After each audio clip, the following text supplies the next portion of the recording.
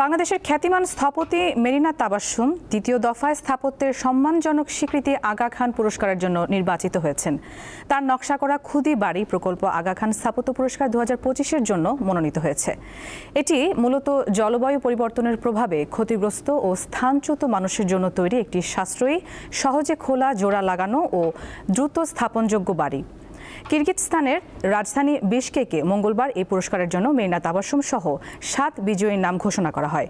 বিশ্বব্যাপী স্থাপত্যের অন্যতম বৃহৎ এই পুরস্কারের জন্য মনোনীত হওয়ায় মেরিনা তাবাসসুমকে অভিনন্দন ও শুভেচ্ছা জানিয়েছেন প্রধান উপদেষ্টা ডক্টর মোহাম্মদ ইউনূস। বাংলাদেশ জাতীয় জাদুঘরের পরিচালনা পর্ষদের চেয়ারপারসন মেরিনা তাবাসসুম প্রথম বাংলাদেশি স্থপতি যিনি দ্বিতীয়বার এই পুরস্কার জিতেছেন। জুলাই গণঅভ্যুত্থান স্মৃতি জাদুঘরের প্রধান পরামর্শকও তিনি।